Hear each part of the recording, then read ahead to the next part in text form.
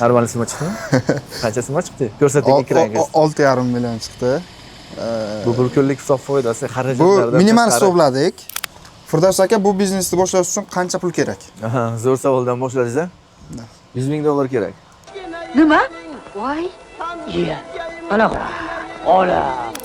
Qimmat eshitilishi mumkin, lekin videoni oxirigacha ko'ringlar. Men bir kunlik foydasini aytaman. Bir kunlik 8 soatlik ish davomida foydasini aytib o'taman. 100 ming dollar to'g'risini aytsam, sizni ham ko'zingizga ko'rinmay qoladi. Bu faqat boshlang'ich sarmoya. Bu ishni yuritish uchun nechta ishchi kerak bo'ladi? Ishni yuritish uchun komplektatsiyasiga bog'liq, mana apparat yig'ilishiga bog'liq. Bu dozator qismidan boshlab, mishalkasi, siloslari, misol lentalari, apparat komplektatsiyasiga qarab, bitta apparatda 5 kishi ham ishlashi mumkin, 3 kishi ham ishlashi mumkin. Lekin ish unumdorligi yaxshi bo'ladi, avtomatlashtirilsa apparat ishchining kuchini tejaydi. Ya'ni qancha qulaylik bo'lsa, ishchining kuchi shuncha tejaladi va chiqarayotgan mahsulotni samaradorligi ham o'shanga qarab ortadi. Masalan, qo'l mehnati bilan bir kunda 200 kvadrat chiqarsa agar, avtomatik rejimda, ya'ni avtomat ishlab chiqarishda qo'l mehnatisiz, ya'ni texnika boshqariladi. Faqat 400 kvadratdan 500 kvadratgacha bemalol bir kunda chiqarsangiz bo'ladi. Xuddi mana shunaqa komplektatsiya, shunaqa apparatda. Farqi shunda. Ishchi kuchini kamaytirib, samaradorlik oshirishim uchun qanaqa apparat olishim kerak? Juda yaxshi savol bo'ldi. Ko'pchilikda o'zi dolzarb mavzu bu, chunki ishchidan ko'pchilik qiynaladi.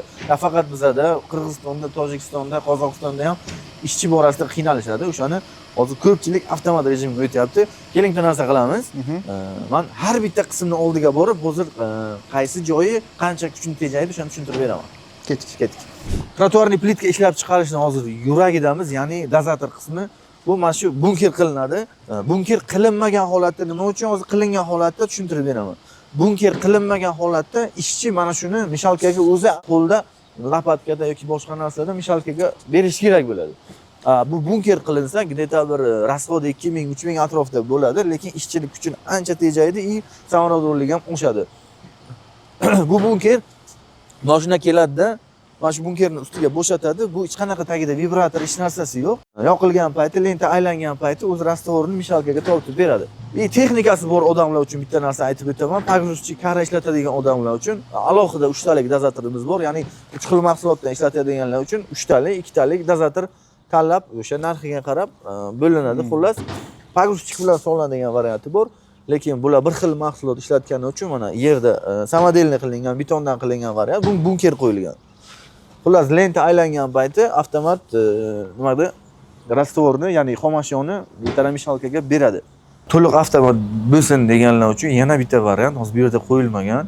Alohida sement uchun bochka qo'yiladi, ya'ni sementni silos qo'yiladi. 50 tonnalik, 100 tonnalik kimdir sharoitiga qarab qo'yiladi. Silos narxlari 7000 dan 12000 gacha ob'yomga qarab. Xullas, bitta silos qo'yilsa, mana shu sementni bo'shatish ham qopda emas, shu avtomatik ravishda o'lchangan, o'zgarmagan holatda, ya'ni tarkib o'zgarmagan holatda sement kelib turadi. Bu ham ancha ishchining kuchini tejaydi. Ya'ni 50 kilo qopni ko'tarib, buni ichiga bo'shatmaydi. Silosdan avtomat sement kelib turadi. Bitta ishchining qiladigan ishi faqat shlanka bilan suv berib tursa bo'ldi. Yetarli miqdorda. O'zi qish paytida suv ham berish shart emas, ko'pchilik akam yaxshi biladilar. Mana shunaqa qilib paddonni qo'lda qo'ymaslik uchun mana bu narsa qo'yilgan, paddon podacha deyiladi. Ya'ni bu avtomatik tarzda paddonni apparatga yetkazib beradi. Bu tomondan bitta ko'rsatamiz qanaqa qilinishini. Xo'p, mana ko'rib turibsizlar, paddon terib qo'yilgan. Mana shu paddon terib qo'yilgan paddonni oddiy yana pastga qo'yadi. Ya'ni buni olib tepaga qo'ygandan ko'ra, buni olib pastga qo'ygan anchagina kuchni tejaydi. Buni ishchilar juda yaxshi biladi. Paddonni avtomatik tarzda xullas apparatga yetkazib beradi. Bu ham ancha ishchi kuchini tejaydi.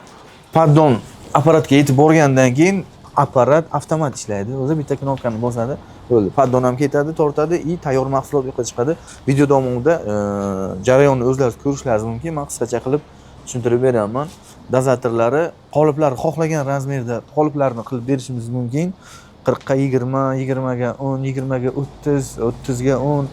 Xullas, har xil variant, avvalgi variantlari bor. Hozir Namanganda qo'yib berganmiz, uni ham videosini qo'yamiz, xudo xohlasa.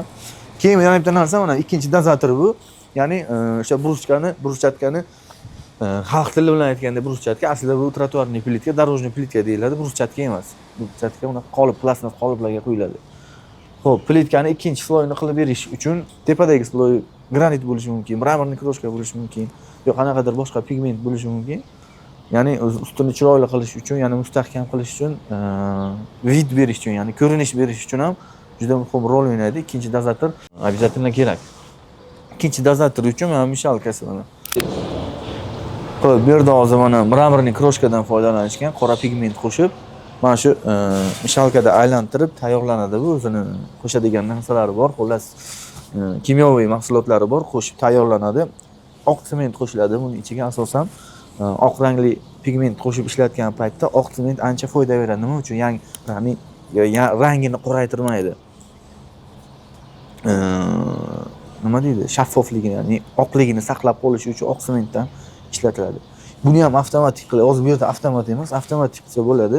Yana bitta qo'shimcha 3 metrlik, taxminan 3 metrlik lenta qo'yib, bunker qo'yiladi. Bu ham ikkinchi sloy ham avtomat yetib boradi. Bu ham ancha ishchi kuchini tejaydi, ya'ni. Xo'p, mana boshqaruv pultini ko'rib turibsizlar. Avtomatik, yarim avtomat hamda to'liq avtomat rejimda boshqarish mumkin, ya'ni. Endi ko'pchilik avtomat rejimda ishlatadi. Bir kishi baribir operator turadi. Bitta hech qanaqa mehnat talab qilinmaydi. Prosta jarayonni kuzatib turadi, mana tabloda. Jarayonni kuzatib, qaysi mahsulot qanaqa chiqarib kuzatib boradi. Bo'ldi, mana shu tursa bo'ldi. Xullas, yana bitta muhim qismlardan biri ukvatchik, ya'ni buni ana ko'rib turibsizlar, chiqqan mahsulotni ustma-ust qilib teradi, 4 qator, 5 qator qilib, haydovchilar uchun 10 qator qilib teradi. Avtokara bilan olib ketishi mumkin yoki 4-5 qator qilib, mana arava ko'targancha arava bilan olib ketish ham mumkin. Bu ham ishchini ancha kuchini tejaydi. Bitta kara, lekin avtokara shunaqa texnikaga kerak. Akamizga ham aytamiz, bitta avtokara qo'yishadi, ishchilarga ancha yengil bo'ladi. Xo'p, aka, ko'rayotganlar uchun qiziqtirib qo'yadi var bu savol. Bu biznes sezon tanlaydimi? Qaysi sezonda yaxshi, qaysidir sezonda yomon, shunaqa narsasi bormi? Zo'r savol berdingiz. Bu biznes sezon tanlamaydi. Nima uchun sezon tanlamaydi? Hozir aytib o'taman. Ko'pchilik qishda unaqa bo'lmaydi deb o'ylashi mumkin. Men ham shunaqa o'ylagandim. Ha, mumkin. Ko'pchilik shunaqa deb o'ylaydi-da, ishlamay qo'yadi qishda yoki yig'ib qo'yadi qanchadir. Bo'ldi, qishda sotadi ozgina, lekin talab kuchayib ketgan paytda yetkazib bera olmaydi. Shunaqa ishlab chiqaruvchilar bor, yetkazib bera olmaydi. Ko'pchilik mana bu yerda ham hozir akamiz planda qo'yganlar qishda quritish, ya'ni par qilish kerak. Oddiy selofandan qilsangiz ham bo'ladi, 2 etaj qilib, 2 qavat qilib shu limonni parniklari bor, ikkita pushka qo'yiladi, ikki tomondan issiq havoni aylantirib turadi. Juda qiyin narsa emas bu. Shu sharoit bo'lsa agar qishda ishlash ancha effektiv, chunki mahsulot narxi ham qishga yozga nisbatan talab oshib ketgani uchun oshadi. Endi kimdirlar aytishi mumkin, qishda talab yo'q deb. Masalan, uskunani sotib olgan odam uni ishlatish bilan emas, uni savdosi bilan shug'ullanish kerak-da. Ishchi bo'lib qolmaslik kerak bu uskunaga. Savdo bilan shug'ullangan odam aytmaydi, qishda sezon emas deb. Aka deydi, men qishda bosishim kerak, qishda menda tenderlarim bor, xullas, boshqa masalalar bor, beradigan joylarim bor. Ham akamiz ham eshitdingiz-a, 1 yillik oldindan zakazini olib qo'yganlar keyingi sezon uchun, ya'ni 2026-yil uchun oxirigacha zakazlari zich. Prosta marta sharoit, yangi joyga ko'chganlar uchun sharoit qilib olsalar agar, xudo xohlasa agar, mana shunaqa kачество sifatda ko'rsataman. Shunaqa sifatda ishlatib chiqarib tursalar, mana 5 minut bo'lmadi. Operatsiyamiz ham biladi buni. Bemalol mana shunaqa sifatda chiqarib tursalar agar, xudo xohlasa, aka zo'r bo'ladi. 1 yillik sezonni olgansiz. Men boshlamoqchiman shu biznesni. Qanaqa riskka tayyor bo'lishim kerak? Riskmi? Tavakkal. Zo'r savol bo'ldi, ha? Qiynamoqchisiz bugun meni. Bir qiynaylik. Aka, siz ayting, nima riski bor shu biznesdan? Riski bormi, yo'qmi? Riski yo'qmi? Bitta risk joyi bor. Biznesni yurita olmasangiz, savdosini qila olmasangiz, apparatni masalan $10,000 olmoqchi bo'lsangiz, $10,000 yoki $12,000 olgan bo'lsangiz, $12,000 deylik, mayli.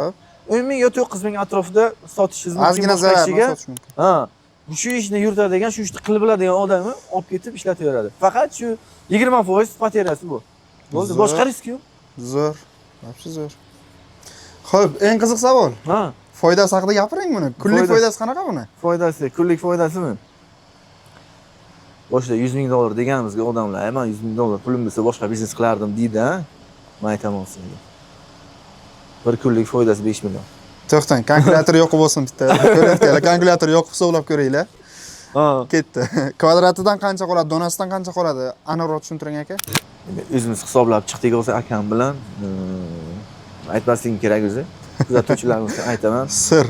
Ha, akam eshitmayaptilar mashinani ichida. Hech kimga aytmanglar-da yana. Hech kimga aytmanglar. Siz kalkulyatordan ochib oling. Xo'p, ha, ketdi kalkulyator. 1 kvadratdan bizani pulda 20 ming so'm qoladi. Eng minimal hisoblaganimiz. Undan ham ko'proq ham bo'lishi mumkin. Akani aytishlari bo'yicha. Xo'p, kuniga, soatiga masalan 40-50 kvadrat chiqaradi deb eshitdim. To'g'ri? Soatiga 40 kvadrat. 40 kvadrat hisoblab 50 kvadratdan chiqadi. Bir kunga necha soat ishlanadi? Bir kunda keling bitta smenada 8 soat ishlasin. 8 soat. Xo'p, shunda 320 kvadrat bo'libdimi? Unda 320 kvadrat. 320 kvadrat. 320 kvadratni. Ha, normal suma chiqdimi? Qancha suma chiqdi? Ko'rsating ekranga. 6,5 million chiqdi. Bu bir kunlik hisob foydasi Bu xarajatlardan minimal hisobladik. Minimal. Apparatga bog'liq, ishchi kuchiga bog'liq, mahsulot talabiga bog'liq. Da, keyin bitta narsani aytib o'taman, shu yerda ham apparat komplektatsiyasiga ancha narsa bog'liq. Chunki masalan, apparat mana shu biznes bilan shug'ullanaman deganlar 12 ming dollardan boshlab to 50 ming dollargacha bo'lgan uskunani tanlasa agar, komplektatsiyasini yig'sa agar, shunaqa daromadga chiqib biladi. Bu ham yana bitta narsani aytib o'taman. Mana bu o'z foydani eshitib, mana qilsam bo'lar ekan degan qila olmaydigan biznesmen tadbirkorlar ham bor. Nima uchun?